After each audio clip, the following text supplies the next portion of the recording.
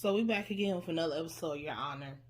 So the episode starts out with Michael is handling this case with this guy stealing meat, and they're trying to sentence this man to 4 years in prison for stealing some fucking toxic ass waste meat because it was worth $400. And the guy goes into his whole little speech and how he's getting so clean, blase, blase. We skipping over that. So let's go to Michael. And Michael, the phone goes off. So the phone goes off, he's all like in an attitude because he thinks it's somebody in the courtroom. Then he pulls open his little drawer thing and he realizes it's his phone. And then he reads the text message and it says, I know it was you. I know you got a new phone. I know it's your son. Where is he now? So now Michael can never keep a poker face. He looking like he about to piss his pants. So he ended up giving the guy probation and stuff. And he ends up just running back into his office. Michael got home. And when he got home, he saw like somebody must have been up in the crib. So he walked up in there, get him a little bat. I mean, he ain't gonna really do nothing. He walked upstairs because he's calling Adam. Adam haven't answered the phone. So now he's freaking out like maybe somebody kidnapped Adam, whatever. And he walks upstairs. He see the dog. The dog is passed out. He grabs the dog. He about to run downstairs. And this motherfucker drops the damn dog. And then the dog start running downstairs. If this is not a shit show, I don't know what to tell you. He could have just left the dog where it was at. Because he just dropped the motherfucker downstairs. Nosy Susan came out of nowhere. And she's telling Michael, I saw somebody at your house. And Michael was kind of blowing her off. And she's like, I saw somebody. He came to your house, came inside. It's a white guy. He drives a Toyota. And he's like, is that a car salesman? I'm like, but yeah. But he was trying to blow her off. And I'm like, why are you blowing her off? He was trying to wonder who broke into your house. And she's trying to tell you. So now we go to the Bastards. And we go to Jimmy the Irish. And his son, Carlos Baxter, came out of prison. And now he home with the family, everybody hugging. The little sister, she not even feeling her family like that. She's all pro fuck them and stuff. But they get to Jimmy the Irish and Gina the bitch, his wife. And they talking to each other and she's all like, that move you made, you know, it won't bring him back or heal my heart. But shit, it sure felt good that you did because I feel great. And I was like, you did so evil that you killed the wrong fucking person because this person was an easy target. You just thought you could do what you want to do. Because you can't just blow up people's houses, bitch. But okay, Gina the bitch, it'll be a time when the coffin will be waiting for you. So now we going to this funeral with the boy. You know, boy in the street's brother, but now his brother's called orphan on the street because his mama and his siblings was in the house when the house blowed up. And now I just feel real bad for him because I'm like, how can you explain that? It's like, yeah, my family died because somebody put a bomb in our house and it exploded. My brother went to prison and he got beat to death. And now I'm orphaned.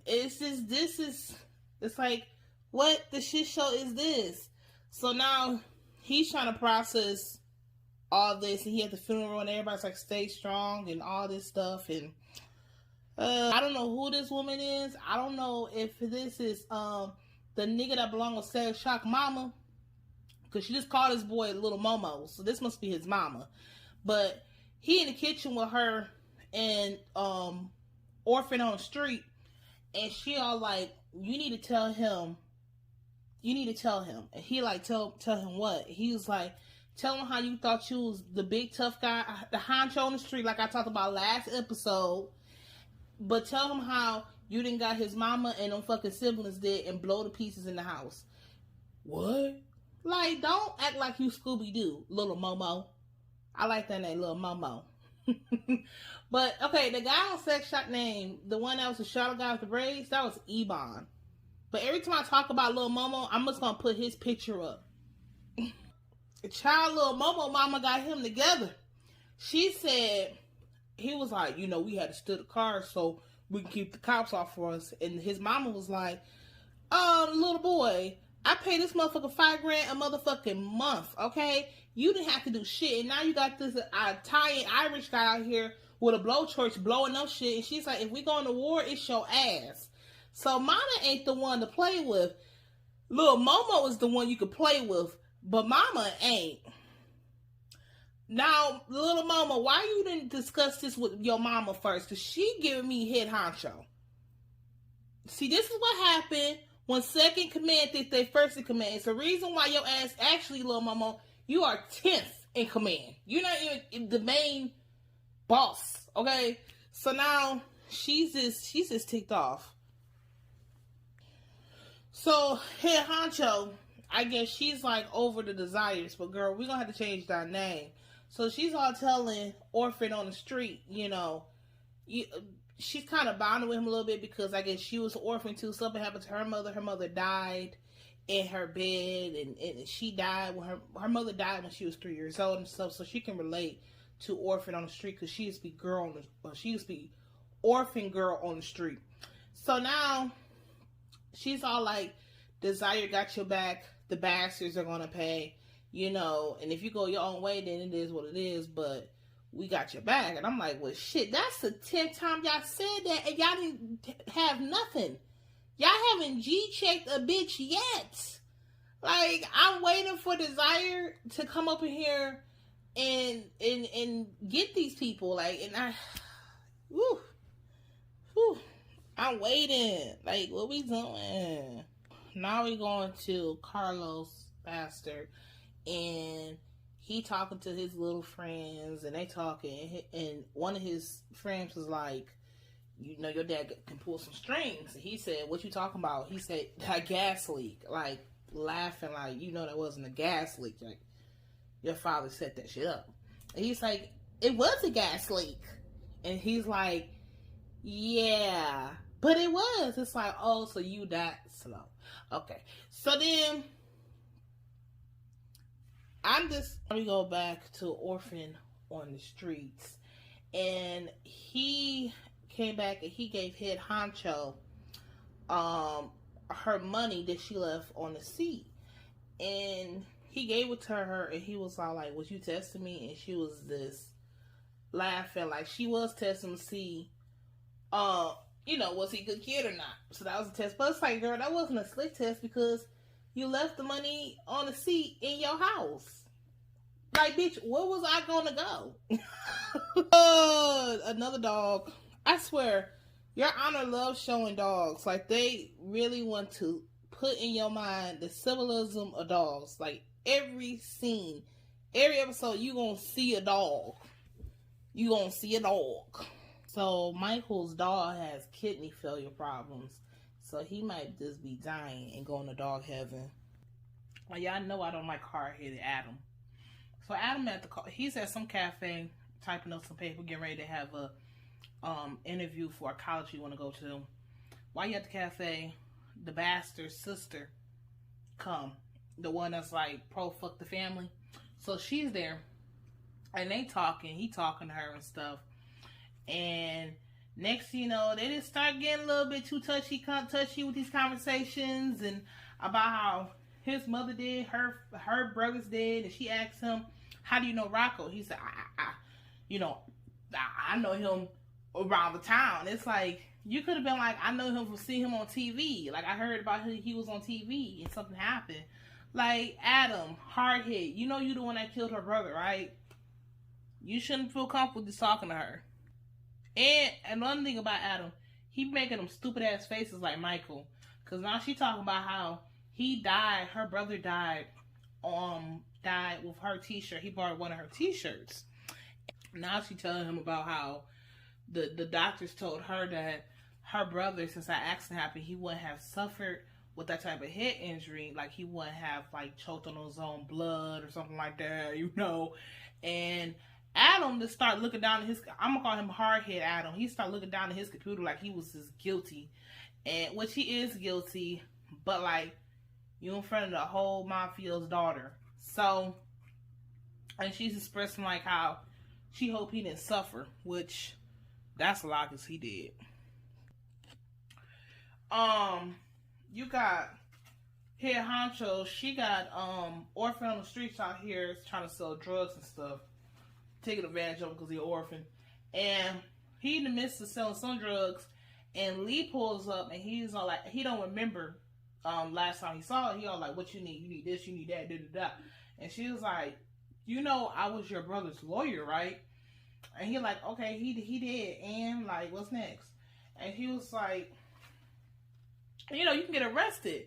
So she's taking him out to get some food and stuff, but honestly, he shouldn't be on no damn street. Like, his life already traumatic, and he shouldn't be on no damn streets selling drugs. Like, that's the reason why we in this shit right now.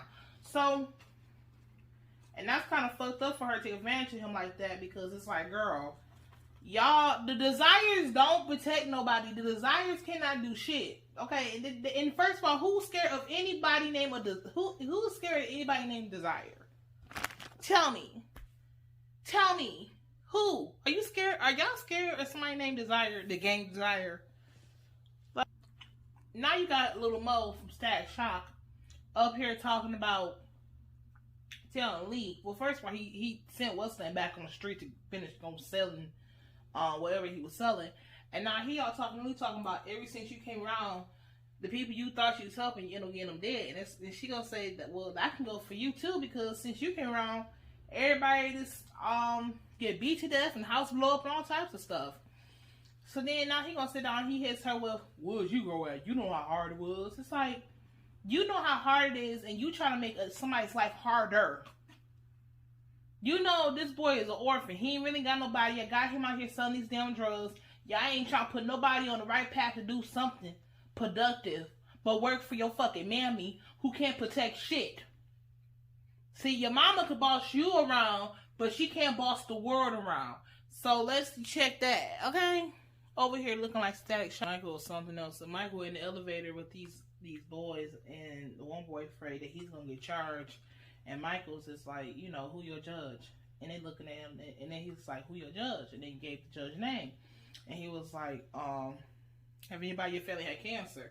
And he was like, yeah, my grandmother. And he was like, listen, just tell him that you was selling the weed to go pay for her medication because his wife had cancer. And he might go easy on you and bring some, a transcript or prescription that showed that you was paying for that medication. Trying to use emotional manipulation. But I said, Michael is definitely a Virgo. And then he gonna ask him, do they know how to trace a burner phone? To find out who is texting him this information. The head honcho, she came to go meet up with Jimmy the Irish, and she came dressed up like, ooh, ladies first, ooh, ladies first. Like, I don't know why that song fell on my quality, but it jumped in my head when I saw her clothes. She funny. She tell Mr. Dishes to confirm this shit out of this real quick. Child, she came over there and told Jimmy the Irish and his boys, you know y'all killed the wrong person because Kofi, he stole the car October 10th. He got arrested October the 10th. Your son got killed the October the 9th, bitch. Now do your research when you start this blowing up shit in my neighborhood. So now, Jimmy the Irish looks stupid. Rocco the Bastard looks stupid. So everybody up in there looking dumb as fuck. This low. But honestly, somebody need to blow up their shit, because y'all can't just come to my neighborhood and blow up my shit. And y'all did, because y'all not gonna just be blowing up shit and getting like, I'm gonna blow your shit up. The fuck? Lee is visiting Kofi's father, and he sounds like the bitch of the year of fathers. So now he telling Lee he had to step away from his son's life because his son joined the gang, and when he had his daughters and got married, he couldn't expose them to that lifestyle. But you sure exposed your son to how to be a deadbeat daddy. So then the father went on to, you know, once you join the gang, you can't ever leave. It's you're gonna die or whatever. Shit, watch Vlad TV. Half the motherfuckers I was in the gang are on there getting interviewed on Vlad TV. So shit, I don't think that's true. I think you can retire. So Lee up there, and he just up there trying to make excuses why he didn't raise his son. So Jimmy the Irish calls one of the dirty cops, and he asks him like, "What did you see in the house when you went there?" And he was like, "Did you find any blood, any type of evidence that led to Rocco's death?" And he was like, well, shit, no, I just know he had a car. I'm like, that's it. And Jimmy the Irish, like, he got ticked off. He looking like, he putting two together like, okay, yeah, maybe we did get the wrong person. Like, you don't think. Michael trying to get a whole lump sum of money for his bank account out. And the guy at the bank is all like, you know, is this for the college? And he's like, no, I need it now. He's like, are you sick? Like, nigga, this is 21st century. I need it now. I'm like, yes, that's how they be acting at banks. It's like, this is my money that I done put in your bank. You need to stop being nosy. See, people love being nosy and getting the tea and know everybody's business. Why the fuck do we have the missing channel then if you so goddamn nosy? Why the fuck so many people are missing? Because everybody likes to be so damn nosy. Shit. So they're not going to give Michael his money. They told him they're going to need 48 hours of notice before they give him the money. And this is why when the Great Depression happened and the banks took all the people's money, this is why them old people to this day don't put their money in a fucking bank. Because when you need your money, you need it now. See, that's why my grandmother used to hit the time. She said, fuck that shit. Jimmy the Irish conked that 911 call, and it was a new one, which the operator called back. And they heard, like, the guy stopped at a gas station. So then they went to that gas station. But I'm like, they too late because Michael, he cleaned that camera. Child, this hillbilly Jordan told all the business. So, Jimmy the Irish and his sidekick go to the gas station.